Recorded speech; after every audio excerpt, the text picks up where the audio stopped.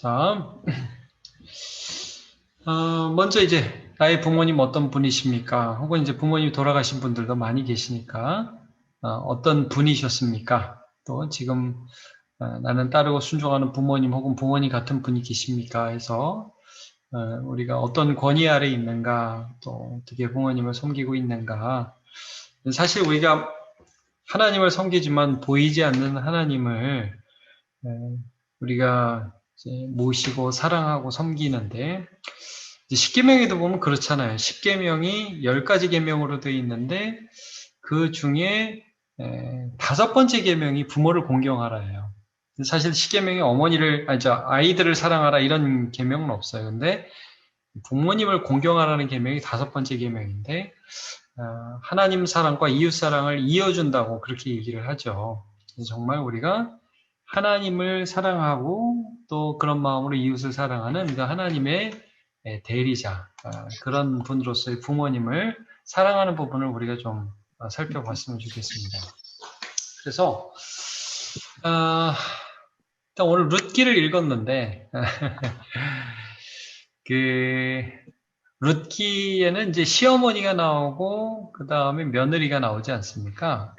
전체적으로 한번 보면서 좀 얘기를 했으면 좋겠어요. 룻기를. 자, 먼저 룻이라는 여자는 사사기에 나오는 여자예요. 모압 여인입니다. 모압 여인. 이제 지금 룻기 펴고 계시죠? 성경. 룻기 펴시면 그 1절에 보면 사사들이 치리하던 때라고 나오죠. 흉년이 들게 됩니다. 그래서 그 흉년이 있던 그 땅에 이제 유다 베들레헴 사람인 나오미와 엘리멜렉이라는 부부가 있었는데 이들이 이제 모압으로 말하자면 요즘 말로 하면 뭐예요? 이민을 간 거죠. 이민을 간 겁니다.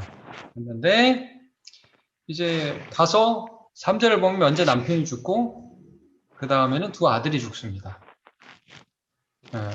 그래서 굉장히 좀 힘든 상황이 되었는데 이제 그 사이에 두 아들이 결혼을 했잖아요. 그래서 첫째 아들이 결혼한 자부 며느리는 오르바, 둘째는 이제 룻인 셈이죠.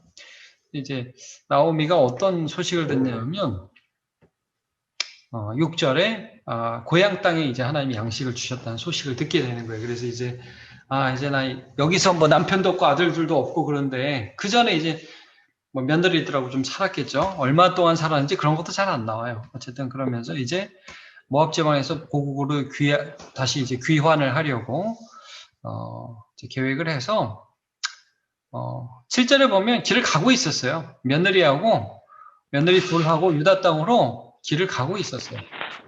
근데 가다가 생각해 보니까 이게 아닌 거예요.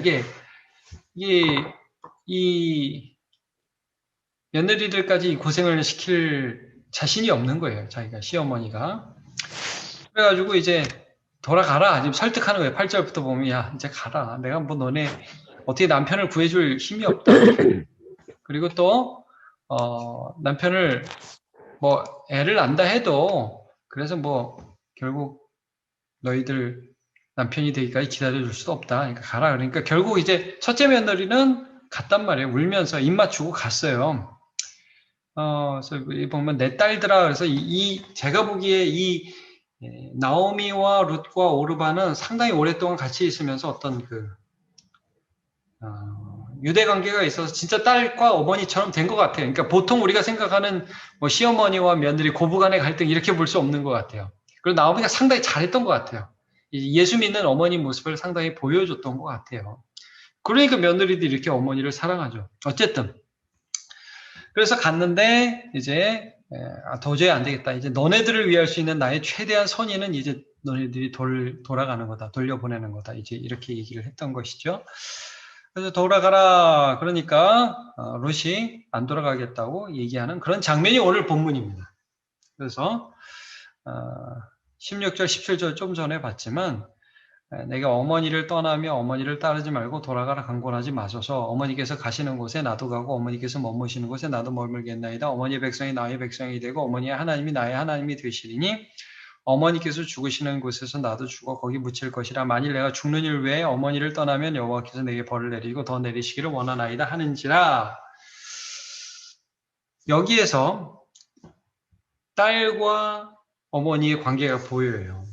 계속 딸이라고 부르기도 하고. 근데 이제 실제 원문에는 여기 어머니라고 하지만 원문에는 이제 당신인데 이제 번역 성경의 어머니라고 이제 번역이 된 겁니다. 우리나라 정서에 맞게. 여기에서 부모 공경을 하는 며느리 딸 룻의 모습이 이제 보이게 됩니다. 부모 공경이 뭐냐? 이걸 좀 우리가 좀 살펴보기를 원하는데, 먼저 여기에서 룻은 나오미를 따른다는 게 어떤 의미인지가 여기서 나타나요. 사실은 오르바도 그랬고, 그 앞에 보면 어떤 부분이 있냐면 15절을 보세요. 15절 보시면 내 동서는 그의 백성과 그의 신들에게로 돌아가나니 너도 돌아가라 그랬어요. 너에게 익숙한 거, 익숙한 환경, 네가 그 모든 신들 거기에게로 돌아가라 라고 말을 했는데 오르바는 갔단 말이에요. 룻은 안 갔어요. 나는 어머니하고 가겠습니다. 어머니하고 가겠다는 의미가 뭐예요? 어머니를 봉양하겠다. 어머니를 섬기겠다는 의미가 뭐냐면 이전에 나의 삶을 끊어버리겠다는 의미예요. 이거는. 이제 우리가 부모를 공경한다고 할 때 사실 그게 무슨 의미죠? 내 부모님 아래서 산다는 거는 그거는 내가 우리 부모 밑에서 지도를 받는다는 말이고 특별히 내 자아와 내 생각과 내가 모시던 그 모든 것들이 아니라 부모님을 통해서 배우겠다는 게 내 자아가 깨지는 전제가 있는 거예요. 부모님을 섬기겠다는 건. 이제 특별히 자녀를 키울 때 우리 자녀들에게 부모님을 공경한다는 게 뭐냐? 나 집에 가서 그냥 밥만 먹나? 그게 아니라 사실 나를 내려놓는다는 그런 의미가 있는 거죠. 예.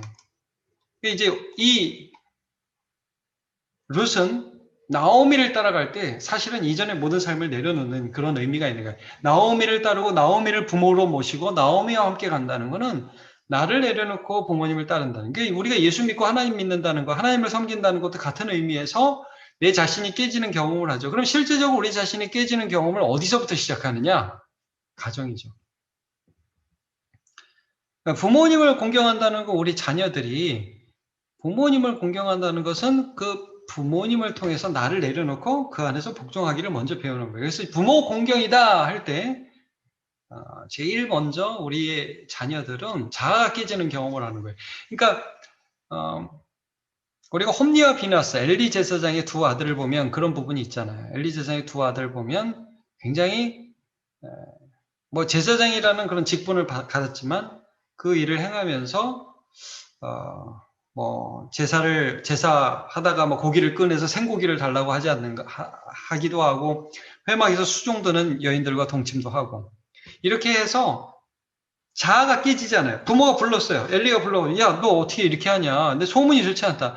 너 사람에게 죄를 지으면 뭐 어떻게 좀 뭐 용서받을 기회겠지만 하나님께 죄를 지으면 누가 그 너네를 위해서 기도하냐? 안 들었어요. 성경에 보면 그들이 부모의 말을 듣지 않았어요. 여호와께서 죽이기로 작정하셨다. 이런 부분이 기록되어 있거든요.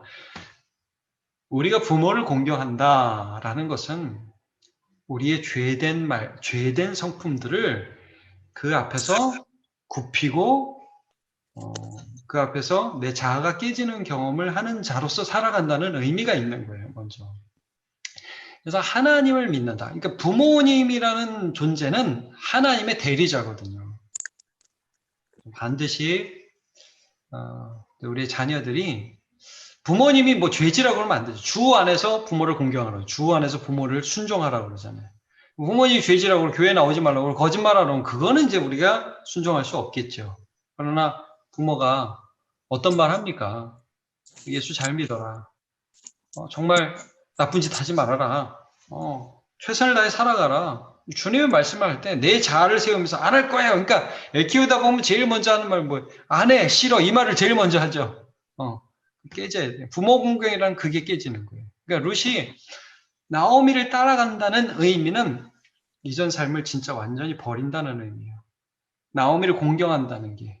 그래서 나오미와 여호와를 같이 언급하잖아요. 어머니의 하나님이 내 하나님이 되신다. 이런 것이거든요. 그래서 유아 세례를 받고 그런다는 것도 사실은 부모의 신앙을 자녀들이 물려받으면서 그 안에 신앙생활 시키겠다는 의미고 거기는 자아가 깨진다는 의미가 들어가 있는 거예요. 첫 번째 그 부분을 좀 살펴볼 거예요. 제가 이제 문제도 좀 이따 보겠고 그 다음에 2장으로 한번 가보세요. 실제 따라갔더니 이제 베들레헴에 갔어요. 이게 나오미는 나이가 많고 그 다음에 룻은 아직 젊은 여자예요.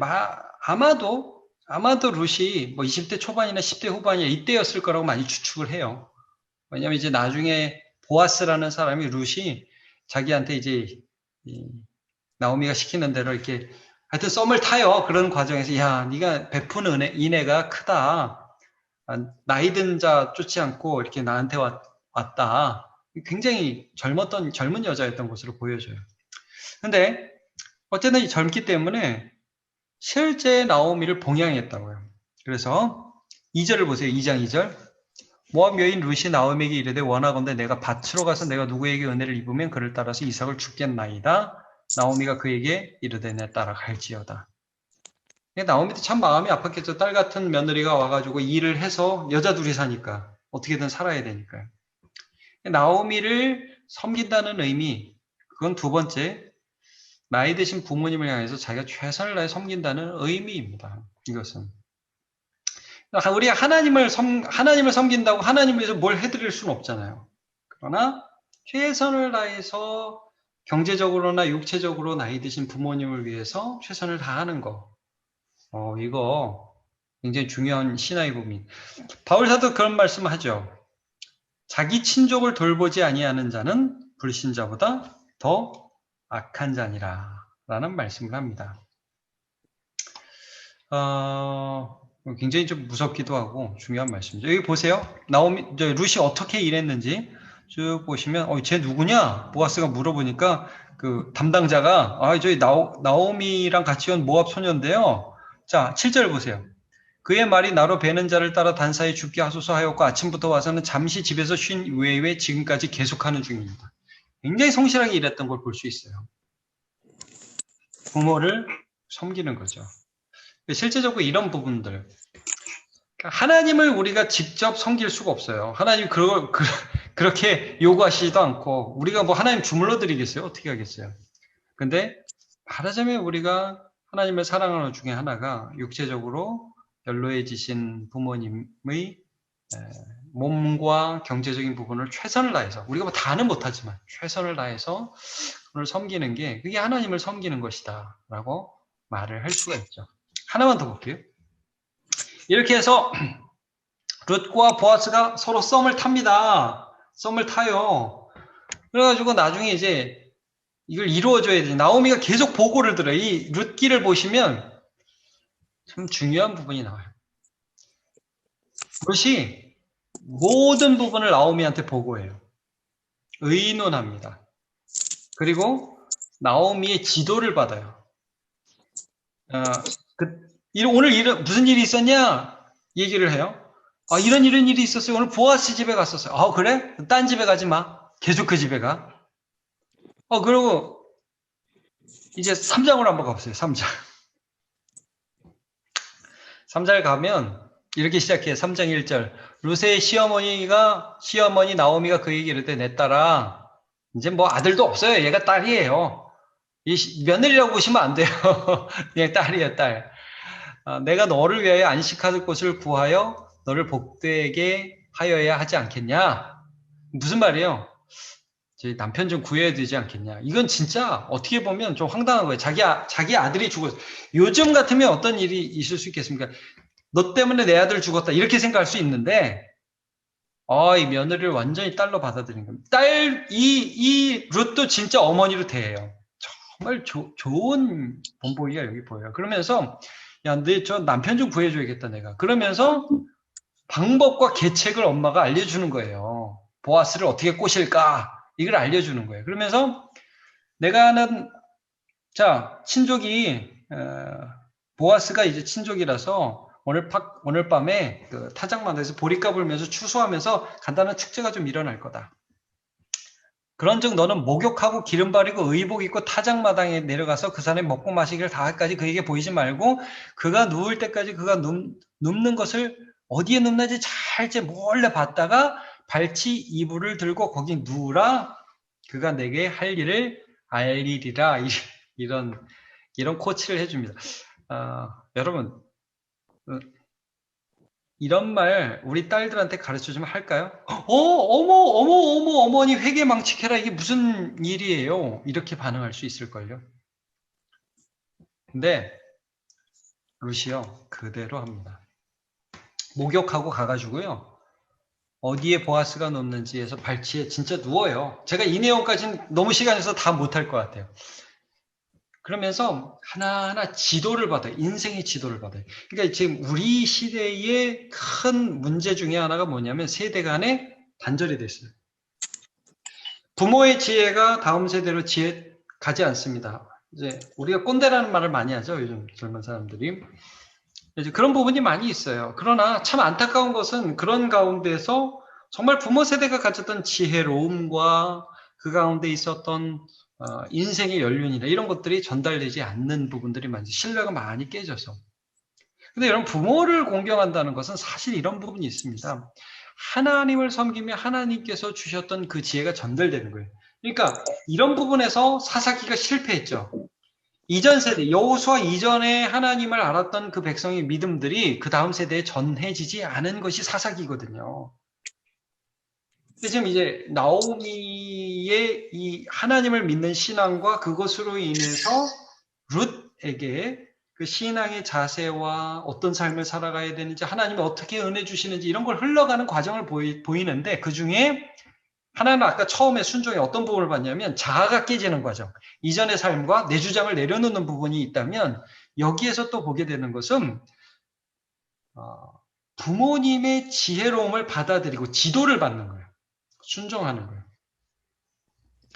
나중에 보시면 사사 삼손 같은 경우에 결혼에 있어서 부모의 지도를 받지 않습니다. 여기 보시죠. 부모의 지도를 받지. 이 룻과 보아스의 관계에서 보아스는 꽤 나이가 많았던 것 같아요. 나이 차이가 좀 났던 것 같습니다. 그러나 룻에게 최적의 배우자로서 부모가 이제 추천을 해주고 거기에 룻이 순종하는 모습들을 보게 돼요. 그러니까 지도를 받는 거예요. 인도를 받는 거예요. 조언을 받는 거예요. 그것을 따라가면서 인생이 정말 하나님이 인도하시는구나 하는 것을 알아가는 거죠. 부모 공경이라는 거예요. 이 세 가지 측면을 좀 우리가 살펴봤으면 좋겠습니다. 그럼 이제 제가 먼저 전체적인 내용을 좀 오늘은 먼저 말하고 본문을 좀 보기를 원해서 먼저 내용을 봤는데요. 자, 본문의 내용을 좀 이제 문제를 보시면요. 1번을 한번 보시죠. 1번을 보시면 자, 부모의 지도 아래 우리는 옛자를 버리는 경험을 하게 됩니다. 싫어 안 해. 그런 것과 부모의 지도가 딱 이제 부딪히죠. 편식부터 시작해가지고 뭐 할 때 돈 쓰는 거, 뭐 친구 만나는 거, 모든 부분에서 우리 자녀들은 죄인입니다. 부모를 공경하려면 이게 깨져야 돼요. 자, 나는 부모님의 권위 아래 혹은 영적 부모 아래 내 자아를 굴복하는 습관을 배웠습니까? 이게 너무 중요하죠. 그러니까 이제 다음 주에 우리가 이 부분을 할 텐데 우리 자녀들에게 여러분 꼭 체크하세요. 나는 부모님의 말씀 통해서 하나님 말씀 들렸을 때 나를 굽힐 줄 아는 사람이냐? 너 그러냐? 그거 가르쳐야 되는 거예요. 그래서 나는 부모님의 말씀을 듣고 내 고집을 꺾고 순종하는 습관을 배웠다. 우리 간증을 해줄 수도 있고요. 나는 여전히 부모님을 통해 전해진 하나님의 말씀에 불순종하여 내 고집대로 살아간다. 어떤지 고집을 꺾기도 하고 여전히 고집을 부리기도 한다. 뭐 3번이 대부분이겠죠. 고집을 꺾기도 하지만 여전히 고집을 부리기도 하고 기타 여러 가지가 있습니다. 한번 좀 체크를 해보면 좋겠습니다. 1번. 자, 2번으로 가보겠습니다. 점점 약해져가는 부모를 공경하며 섬길 수 있는 방법이 있다면 무엇입니까? 우리가 하나님은 직접 섬길 수가 없죠. 그러나 약한 사람을 섬기는데 그 중에 부모님을 섬김으로 하나님을 섬기게 됩니다. 룻은 성실하게 그렇게 했습니다. 자, 부모님이 돌아가셨다면 부모 같은 어른을 섬길 수 있는 방법이 있다면, 제가 어르신들 보면 대부분 이게 제일 좋대요. 용돈을 드린다. 이게 제일 필요하다고 말씀을 하세요. 최선을 다해서 할 수 있겠죠. 또 주물러 드린다. 뭐 이게 제가 여러 가지 한번 적어봤습니다. 자주 진지하게 대화한다. 부모님하고 전화를 자주 한다. 뭐 시집 가거나 장가 가거나 이렇게 좀 따로 산다면 찾아뵙는다. 뭐 요즘 코로나 때문에 이것도 쉽지 않지만 좀 이런 것들. 그 다음에 친절하게 대답하며 필요를 채워드린다. 이런 것도 있죠. 네. 대답을 좀 친절하게 한다. 저도 저희 원로 목사님 그 부부께서 제 아버지 어머니께서 야 예전엔 너 친절하게 대답했는데 요즘에 굉장히 무뚝뚝하다 그러셔요. 그래서 좀 친절하게 대답하고 그런 것들도 중요한 것 같아요. 이게 애들이 크면 독립심이 커지기 때문에 부모님에게 좀 틱틱틱거리죠. 20대 넘어가면 몰라요. 왜 그래요? 그리고 뭐 물어봐요? 이렇게 이러잖아요. 그거 굉장히 섭섭하거든요. 최대를 다해서 이제 그런 것도 중요한 대답이 부모 공경이 되겠죠. 어려운 결정할 때 지혜를 구하고 기도를 요청한다. 이게 아주 중요합니다. 자기들이 더 똑똑해요. 그리고 부모님이 뭐라고 얘기할까 무서워서 얘기도 안 하고 그런 경우가 많이 있고, 특별히 연애나 결혼에 있어서는 저는 모르겠어요. 믿지 않는 부모는 모르겠지만 믿는 부모에게서는 정말 여기까지 우리가 AS 해야 합니다. 이런 부분에서 정말 우리 자녀들이 부모를 공경하는지 좀 알아야겠죠. 기타 뭐가 있는지 또 나눠보시기를 바랍니다. 마침에 볼게요. 부모는 하나님의 대리자입니다. 부모는 하나님의 대리자입니다. 부모를 통해 전해지는 하나님의 말씀에 기꺼이 순종하며 또 연약한 부모님을 돌보아 드림으로 하나님 사랑을 실천하는 우리가 됩시다. 하나님 안 보입니다. 부모는 보입니다. 부모를 사랑하는 것이죠. 부모의 지도를 받고 나 자신을 내려놓는 것을 배우는 거죠. 부모 공경입니다. 룻이 나오미를 통해 하나님의 은혜를 입었듯이 우리 또한 부모님을 통해 하나님께서 은혜 주시기를 기도합시다. 이렇게 좀 마치도록 하겠습니다. 그래서 다음 주는 어버이 주일, 룻과 나오미를 이 관계를 통해서 또 하나님이 주신 은혜들을 많이 나누시기를 바랍니다. 오늘은 뭐 이 정도로 마무리를 하면 되겠습니다. 어떻게 3시로 바꿔서 불편한 점은 좀 없으신지 모르겠습니다. 혹시 말씀하실 부분 있으면 말씀하셔도 됩니다. 특별히 다른 부분 없으세요?